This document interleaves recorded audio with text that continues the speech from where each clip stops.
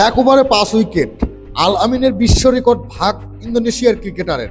কম্বোডিয়ার বিপক্ষে এই টি-20তে এই কীর্তি করেছেন ইন্দোনেশিয়ার গেডে প্রিয়ান্দানা।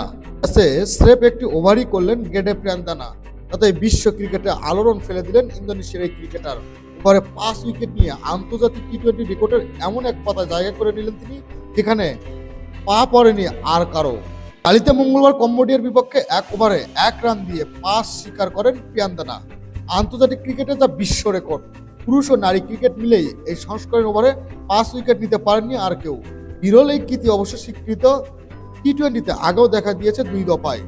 সবার প্রথমে 1 ওভারে 5 উইকেট নেওয়ার বিশ্ব রেকর্ড করেন আল আমিন হোসেন। 2013-14 মৌসুমে বিজয় দিবস টি-20তে কাপে ইউসিবি বিসিবি একাদশের হয়ে আবাহনী লিমিটেড বিপক্ষে ইনিংসের শেষ ওভারে 2 রান দিয়ে 5 উইকেট শিকার করেছিলেন বাংলাদেশের এই পেসার। ওই ওভারে শেষ 4 বলে নাজমুল হোসেন মিলন, সরোয়াজ শুভ, নাইম ইসলাম জুনিয়র, নাবিল সামাদকে ফেরান আল আমিন। টি-20তে তখন সেটি ছিল ডাবল হ্যাটট্রিকের দ্বিতীয় নজির। আল আমিনের পর 5 উইকেট নেন ভারতের অ্যাভিমন মিঠুন। 2019-20 মৌসুমের সৈয়দ মুস্তাক আলী ট্রফির সেমিফাইনালে হরিয়ানার 5 ব্যাটসম্যানকে 1 ওভারে ফেরান কাটনানার হয়ে খেলা এই পেসার। প্রিয়ান্দানা সৌজন্যে এবার আন্তর্জাতিক ক্রিকেটে প্রথম দেখা গেল এমন কিছু। রান তাড়া করা কম্বোডিয়ার ইনিংসে 16 ওভারে বল হাতে নেন তিনি। প্রথম 3 বলে শাহ আবরার হোসাইন, নির্মলজিৎ সিং ও রাতানকে শিকার করে হ্যাটট্রিক পূর্ণ করেন এই পেসার। পরের বলটা হয় ডট।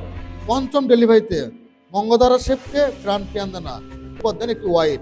শেষ বলে হান্নাকের স্টাম্প ভেঙে কম্বোডিয়ার ইনিংস গুটিয়ে দেওয়ার পাশাপাশি করেন বিশ্ব রেকর্ড। প্রিয়ান্দানা নৈপুণ্য কম্বোডিয়ার 107 রানে গুটিয়ে 60 রানে জয় তুলে নেন ইন্দোনেশিয়া।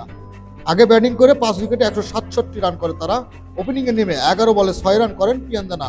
আন্তর্জাতিক টি-20 এর আগে ওভারে 4 উইকেট নেওয়ার নজির দেখা গেছে 14 বার, আর 4 বলে 4 উইকেট নেওয়ার কীর্তি 7 বার।